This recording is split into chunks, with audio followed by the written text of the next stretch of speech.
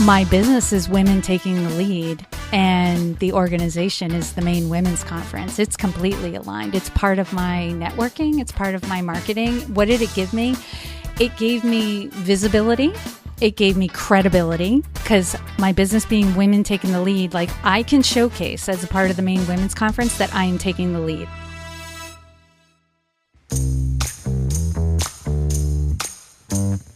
It can seem like celebrity entrepreneurs won the jackpot, but there's more to this story. Behind the blockbuster coaching programs, offers, and live events are stories of careful development, fixed mistakes, and strategy. On this season of the Coach Pony podcast, I'm sitting down with successful business owners to ask them, how do you build that? I'll talk to a wide range of coaches and leaders, digging into how it all started, what they learned, and what you should know if you want to play a similar game. And with that, let's get down to business.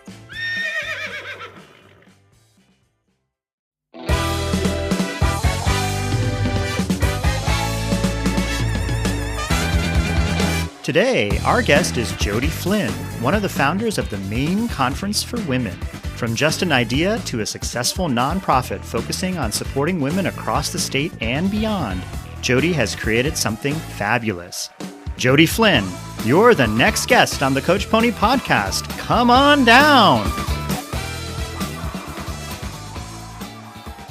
Today, we are talking with Jodi Flynn about how she helped to build the Maine Women's Conference, which is a conference to draw women together to connect, educate, inspire, and empower one another to assume new and expanded roles in the workforce, our lives, and our communities, which I love. Hello, Jodi. Welcome. Oh, Christy, it's so good to be back. Yay! So you built a statewide conference. So I want to know all of the details, because I know there are coaches out there who want to host big events and might want to start a nonprofit to do a variety of things in their business. And the Maine's Women Conference is a nonprofit, correct? Is that right? That is correct, yes. So exciting. Tell me more about the day that you guys got the idea for the conference. What inspired it? Well, Christy, like many things, you're sitting innocently at your desk in your coaching business, trying to do your good work for your clients, and somebody sends you an email saying, hey, I have an idea. What do you think? And this email came from a woman who had just returned from the Massachusetts Conference for Women, and I had been to that event as well. And just to give people some perspective, the Massachusetts Conference for Women is put on by an organization called Conferences for Women. They have conferences in Massachusetts, Texas, California, and Pennsylvania, I think is the other one. So they're a big organization. And in Boston alone, 10,000 people attend the Massachusetts Conference for Women. It's incredibly inspiring, high energy. And so this woman asked me, do you think that, we should have something like this in Maine? Now, granted, it would be a lot smaller, but what do you think? And I was 100%. Yes, I love that event. I want to bring something like that to Maine. And so she sent this email out to a whole bunch of women in her network, and we got together at a little town hall outside of Portland, Maine.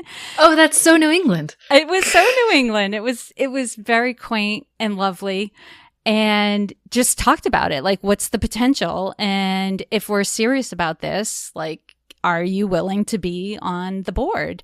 And so that is what kicked it off. And I will say, and everyone should know, like, it's not like we said this and 3 months later we had our first event.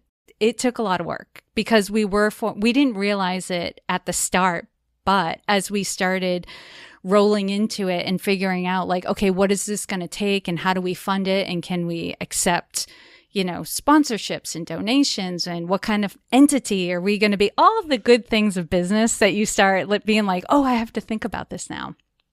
It was another 2 years before we had our first event, because we really had to form that board, form the nonprofit organization, and full transparency, the board turned over. Oh, wow. All but a couple of people, because of the group that said, yes, we're doing this, some people had life events that prevented them from being able to move forward. They loved the idea, but they weren't going to be able to dedicate the time.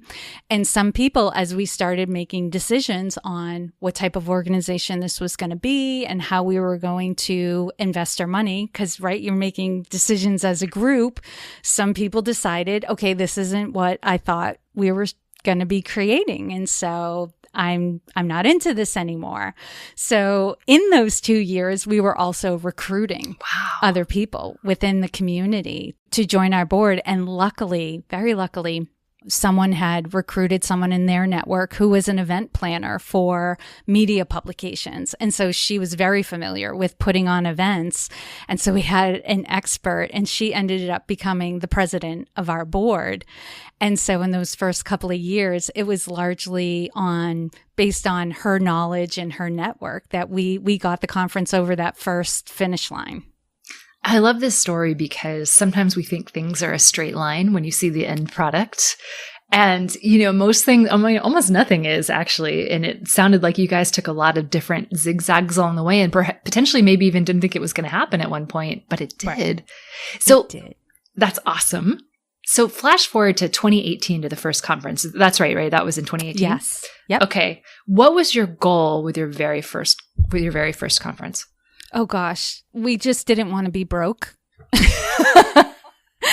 And that was a real risk. Like you said, like at some points you wondered, is this going to happen? And at no point did I think it wasn't going to happen. It was going to happen. But, being a new board member, you write a check, right? You're seeding a new organization because initially you have no funds, right? And you have to get started, like to apply to be a nonprofit, to get event insurance, to put a deposit down on the venue. Everyone on the board wrote a check and said, okay, I'm in, we're board members. And I was wondering if I was going to have to write another check after this event so that we could break even, based on board members paying more money. So what I really questioned at that point is, are we going to break even? So I got to know, did you break even in the first event? By like dollars, Christy. Wow.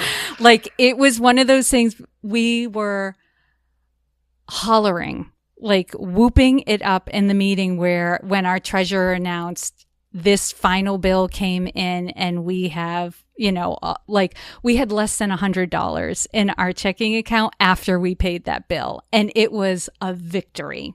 And it sounds like, God, this is awful. But a first event, an event like this, when you're not sure and, for me, didn't really know what I was doing, what we were doing. I mean, luckily we had people, who knew what they were doing, but you just don't know. Like it's a big question mark. Like you see the vision of it, you believe in it, but can you pull it off? Yeah. Will their leap of faith pay off? And I want to add a tangential story here. So Jodi Flynn has been podcasting for years, and you attended Podcast Movement many years ago, and I unconferenced Podcast Movement with you. I crashed in your hotel room or something. Yeah, you hall con. And what that means is I was just wandering around, not attending. I didn't pay to attend. I was just there to network. And we talked to the founders a little bit, and they had shared with us that they lost money on the first couple of events. And we talked to a bunch of other people who did live events, and almost everyone shared this story of our first big event lost money.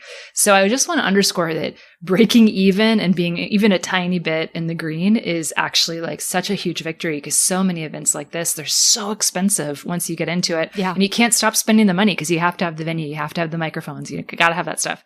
We had 2 keynote speakers, right? And we had breakout rooms. So we had to have AV in all the breakout rooms. And just to, you might be going to ask me about this, but I'll just throw out numbers so people are clear. And this is in Maine. These are numbers in Maine. So put that in perspective, because these are not New York City numbers, right? Or big urban area numbers. But our first event cost $65,000 and we came within $100, in the black. That's how close it was. So it's not cheap, there is some risk involved, but that's why it felt so amazing to us, where it was like, oh my God, we made it. We broke even on this first event. I'm so glad you're comfortable talking numbers because I love to talk numbers. So tell me, what was the most expensive line item in the budget? I think that year it was keynote speakers. The speakers of the big more than draw. the venue. The speakers cost more than venue. It was more than the venue. The venue actually ended up giving us a break because we had reserved the venue for 500 attendees and we got 275 that first year. So they actually gave us a break, which was what was very helpful to us. They were like, we'll charge you for the number of people who showed up. But a good keynote speaker is going to be five figures. For sure. And some of them are like $20,000 to $30,000. I think that first year, our line item for keynote speakers was about $25,000. Wow, that's really good for everyone to know too. When you put on an event, as you said, Jodi, your speakers are the draw. Yeah. And so you want to spend money, but it's you only have so much. So tell me, what took the most effort in the planning of this first one? Was it getting the keynotes? Was it the venue? What was it? Honestly, this first event, it was figuring out who we were as an organization, getting organized, learning how to work together, right? Because a lot of us didn't know each other. So the work was really in building relationships. And I'll say, not to get too far into the second year, because I know we're still into the first year, but that second year was so much easier because we were all mostly focused on, okay, I know what I need to do. I just need to do it.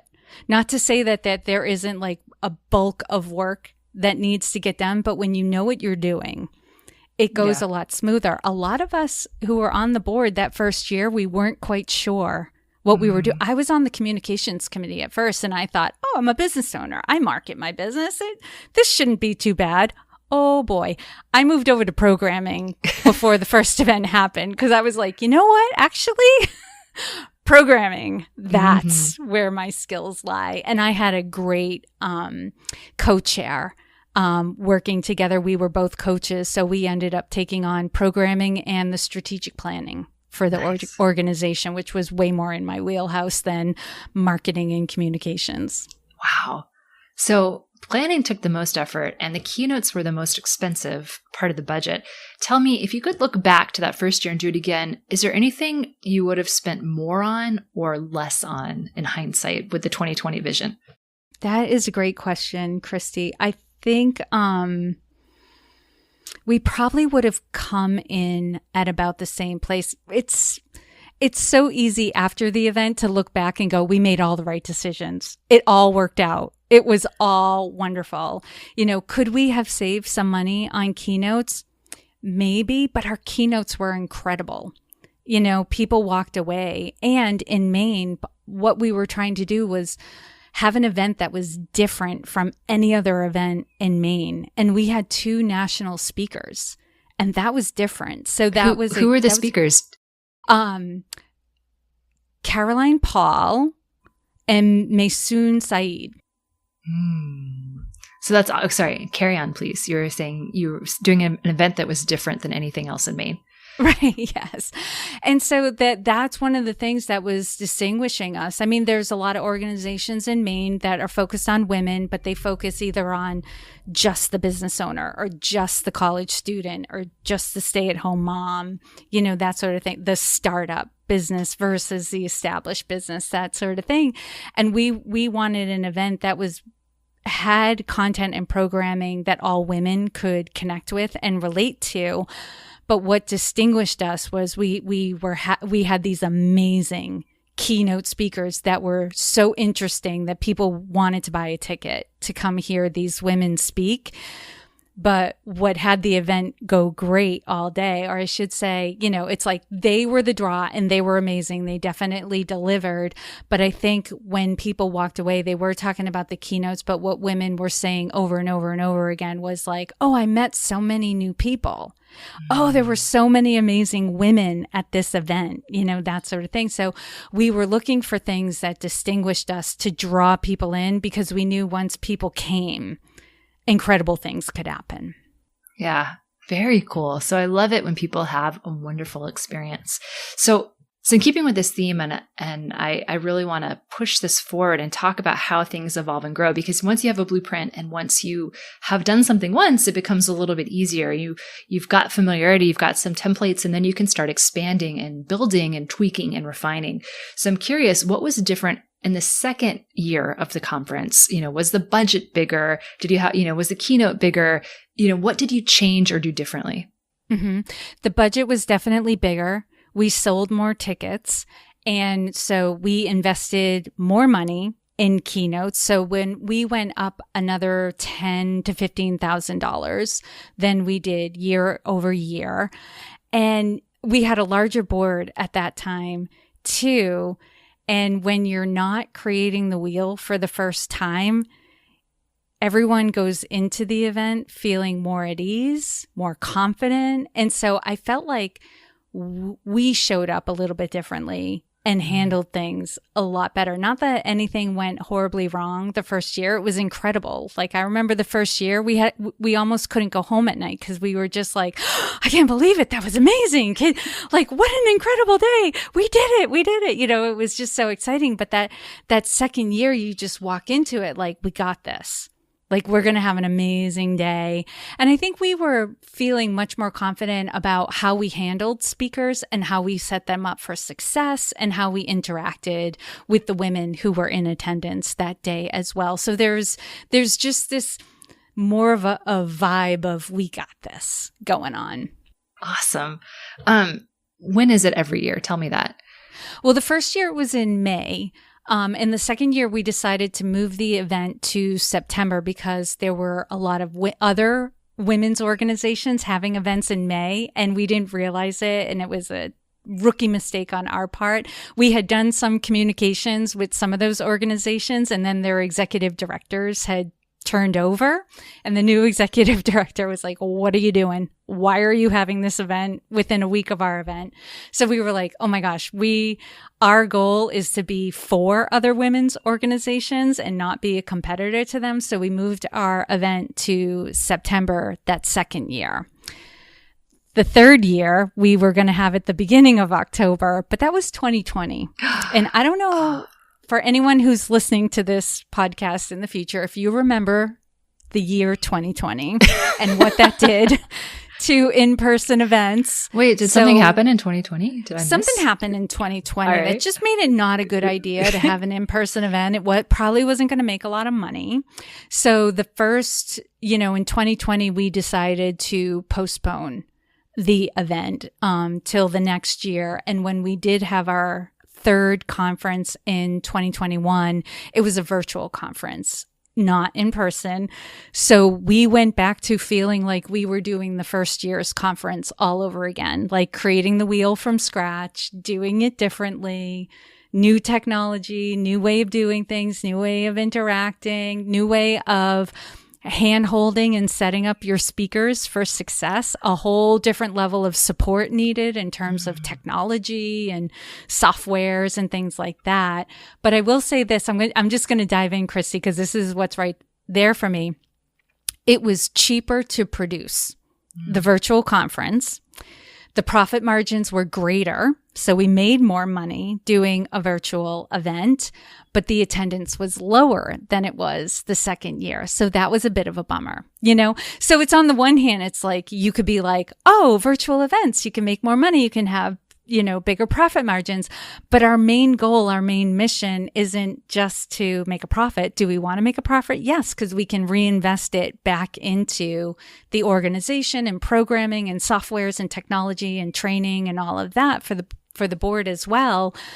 But our mission is to touch more women's lives, to connect more women together. So I'm thrilled that we could do a virtual event. Like, we made it happen, and those who attended were thrilled and got a lot out of it. And we got amazing kudos for how we pulled it off and how engaging it was. But I'm dying to get back in person this year.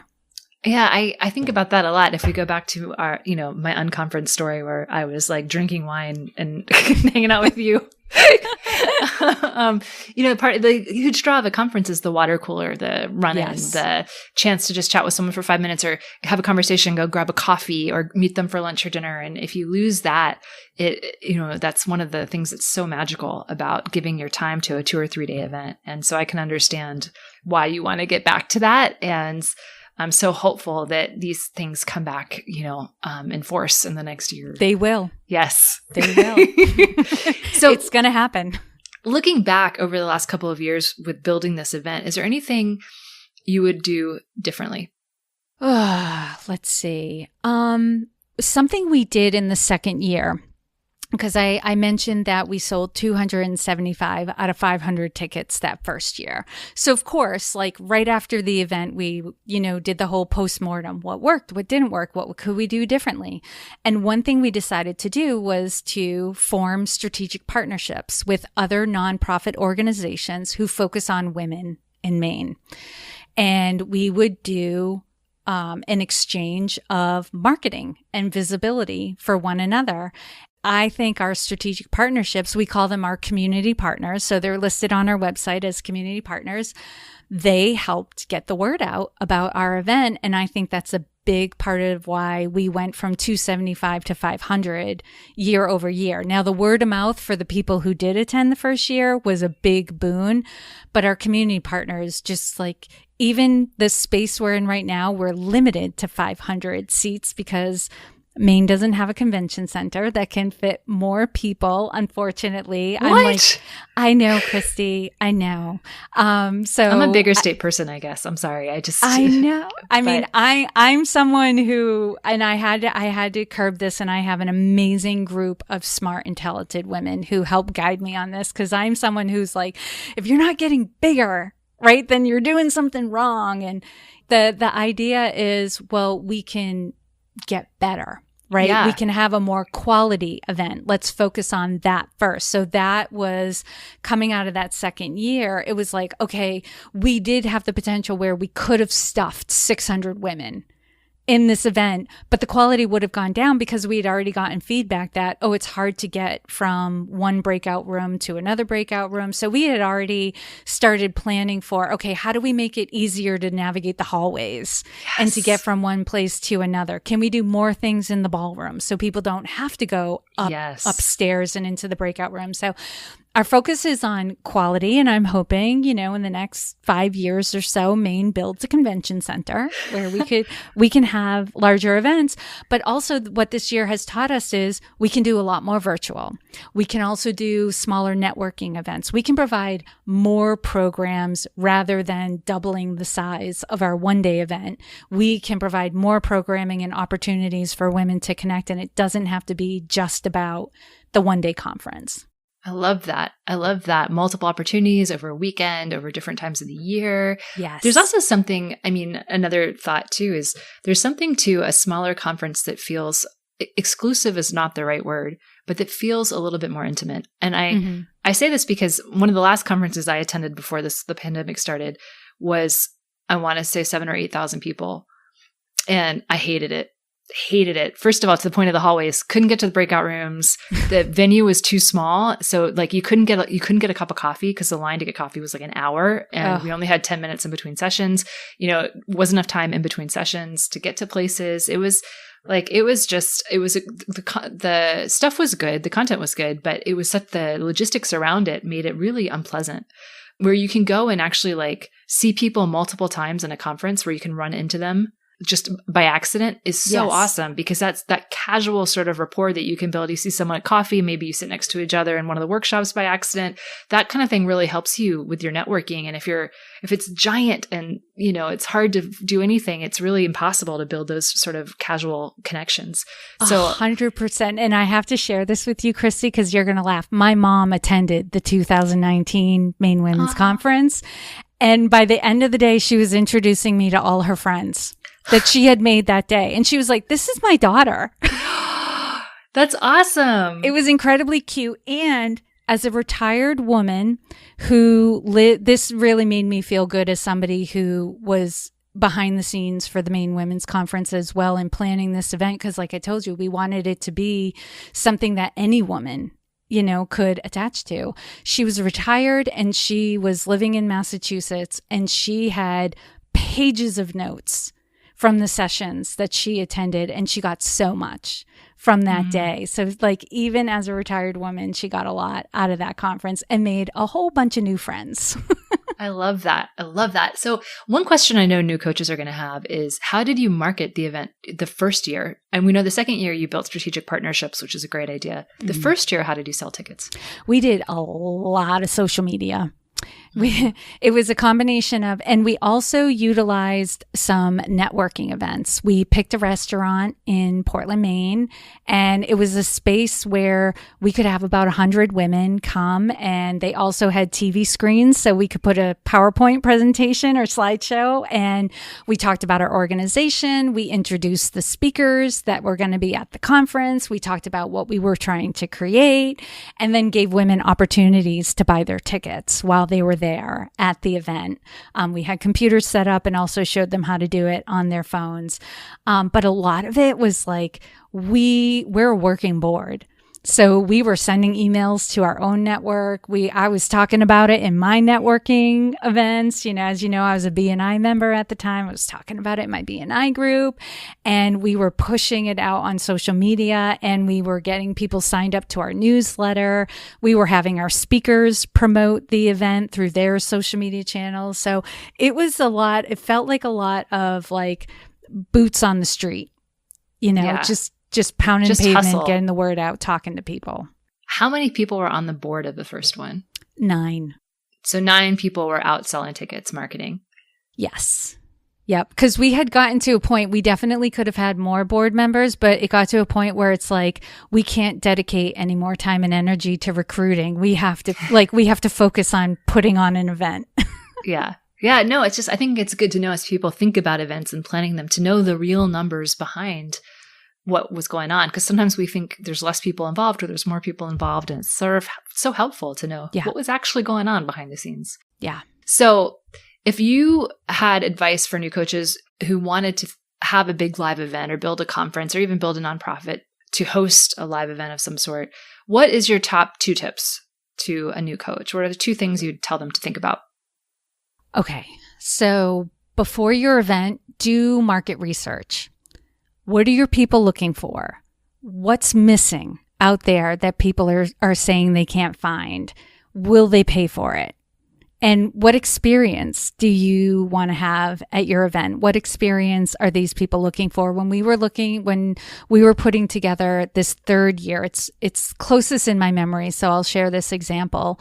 We interviewed people who had been to our event, not been to our event, but heard of us, and people who had never heard of us, right? But they were all women within our demographic, women in Maine of all ages, and asked them these questions, and one thing that kept coming back, and we were also hearing from our own networks, was connection. I feel so disconnected from life, from myself, from my family because of COVID. Everyone was feeling a little displaced. And so we created a theme all around connection. So I would say doing the market research to find out what people want and what they'll pay for is incredibly important. And I would say, get a team. These events, you can't do them on your own, and you can't do them with just a couple of people. Like if you're going to put on a conference, like hire, outsource, get volunteers, whatever it takes. There, like if you have a strong mission, there may be some people who will volunteer to help you to create this event. And what's in it for them is like feeling good and networking and, the opportunity. We have a board full of volunteers, who spend a lot of time to put on this event. Yes, we make money, but none of that money's not going into any of our bank accounts, right? We have our own reasons for volunteering, but largely we're all aligned behind the mission. But I will say, actually, let me say this after having said that, Christy, is also Utilize sponsors and exhibitors to help pay for the cost of the event. I think a lot of coaches feel like they got to pay for it out of their own checking account, and that's not necessarily true. If you have an event that people have said they want this, they'll pay for it, and you have clear demographics on the type of people you're going to market to and bring to the event, you can pitch sponsors and exhibitors to pay to be a part of your event. That's very, very true. I love that you've added in that third one. I want to come back to something you mentioned in terms of, everyone was, the board was volunteer. Everyone was in this for their own reasons. The question I think a lot of people might be wondering is, what's the number one thing this event did for your coaching business? And Jodi is a leadership coach for women. Just to be clear, but what's the number one benefit you got to your business from spending, because this was a massive amount of time and effort for you. Yeah, it's a massive amount of time. And I also stepped up to be the president of the board. I was signing up for a 2-year agreement and it's going to turn into 3 years because we skipped an event cycle, and our terms are based on event cycles. My business is Women Taking the Lead, and the organization is the Maine Women's Conference. It's completely aligned. It's part of my networking. It's part of my marketing. What did it give me? It gave me visibility. It gave me credibility. Right? Because my business being Women Taking the Lead, I can showcase as a part of the Maine Women's Conference that I am taking the lead. I'm the president of the board. And it also has opened doors because I am able to introduce myself to people where maybe, especially when I'm reaching out to people on LinkedIn, people might be a little hesitant to connect with Jodi Flynn, who's the executive leadership coach, because they might be thinking oh, she wants me to hire her to coach me, or she wants something from me. It's a different story when I say, hi, I'm reaching out because I'm the president of the Maine Women's Conference and I want to talk to you about some opportunities we have for your organization to get involved. So it opens doors. And then and I have built relationships with women and men that I've sent these messages to. And it always comes around to, if the relationship is strong enough, they'll ask me, so tell me about your business. What do you do when you're not doing the Maine Women's Conference? And so it's a relationship builder for me as well. I remember saying to a friend, I think this was back in 2017, right? So before our first event, I was like, I am putting a lot of eggs in this basket. I really hope this works out, because I was giving the Maine Women's Conference a lot of my time and energy, right? But it has given back to me and my business tenfold since then. That's an awesome, optimistic note to end the section of the interview on. So I love that. And now, in keeping with our game show theme, we want to close out with a fun game. And this game, as always, is brought to us by two things, chocolate and awesome. So the chocolate today is Newhouse, which is my favorite machine-made Belgian chocolate. And as everyone listening knows, I'm a chocolate snob. So there's handmade Belgian chocolate too, but Newhouse is amazing. If you're in Washington, D.C., there's a Newhouse store in Union Station, which is where I wander in to get it when I'm on the East Coast, because apparently that's the kind of person I am. The Awesome is our Coach Pony program, Build a Real Business, which is a structured year-long program to help you build your business so that you get happy paying clients. And it's the only program that provides training support and community that grows with you in your business. And you can learn more at coachpony.com/barb-invite. That's BARB-invite. So Jodi, we're going to play higher or lower. So I'm going to ask a few interesting things about your program. I'm going to make some wildly inappropriate guesses. And if you're listening, by the way, everyone, feel free to guess along with me and put your own guess to things. And Jodi, you're going to tell me if I'm right or if it's higher or lower. Okay, the ticket price of the first Maine Women's Conference was $200. I should be able to do the math, but I can't. Go ahead. Higher or lower? Lower. What was it? I believe it was $125. Ah, all right. So that was for a one-day event, $125 for a one-day event. Yes, and we had an early bird price of $99. Interesting. Okay, the price of the 2019 Maine Women's Conference was $200. Higher or lower? Lower. Ah! It was $149. So it did go up. It did go up. Yep. And our early bird price, well, then we had a special price for people who attended. So you could, if you bought in a timely manner, you could buy a ticket for $99. And then we had an early bird price of $125. So a returner's price, if you will. Mm-hmm. And we also had, I will say this just to give people another nugget, we had a discount that if you bought 10 tickets or more, the ticketing website would automatically discount 10% on each ticket that was 10 or additional. I love that. There is a bulk pricing. That's cool. That's a really interesting idea. So I'm going to guess that the number of people who attended the 2021 conference, which was virtual, was 200. I'm really liking this number. Yeah. Higher or lower? Higher. Okay. What was it? I think we were just over 300 attendees. Okay. Awesome. Okay. And the number of times the price changed before you launched in 2018 was 3. You set 3 different prices before you agreed on the final price of the program. Higher or lower? I would say lower. Trying to remember. Lower. I would say we didn't, we maybe talked about it twice because, and you'll appreciate this, it was one of those time periods where it's like, we got to make a decision and move on. Right? So we cannot stretch this out. Like we decide, we mark it, we get this going. Last one, the number of volunteers you had at the second annual Maine Women's Conference, the second live one, was 20 volunteers. Higher or lower? It was higher. You know, I don't know the exact number. We had 125 comp tickets, but some of those went to sponsorship packages. But if you think about our board is volunteer, we had day of volunteers. We had all of our speakers had a room volunteer. We had handlers for our keynote speakers. So I would say we probably had a minimum 50 to 60 volunteers. Wow. That's a really cool percentage to know for anyone who's looking at hosting a conference.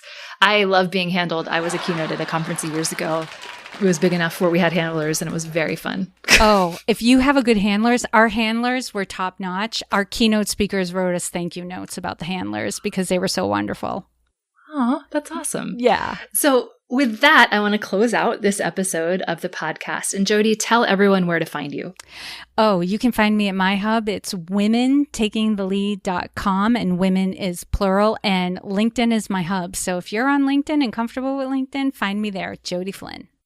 Oh, by the way, you guys, Jodi says if you contact her on LinkedIn, she will write you back. I've heard that. Is that still true? Yeah, Jodi's not going to ignore you. That is 100% true. When is the date of the next Maine Women's Conference? And where do people go if they're interested? Right. And well, I'm going to tell you that in a second, but I'm going to say if you reach out to me on LinkedIn, tell me you heard me on Coach Pony, and I will give you extra special treatment for listening to this podcast. So awesome. just drop that in your note and you will feel the love. The next Maine Women's Conference is happening on October 26th of 2022. Awesome. And can people find it is there a website they can check out? Yep. Our website is themainewomensconference.org, and Maine is spelled with an E at the end, not Main Street, Maine, the state.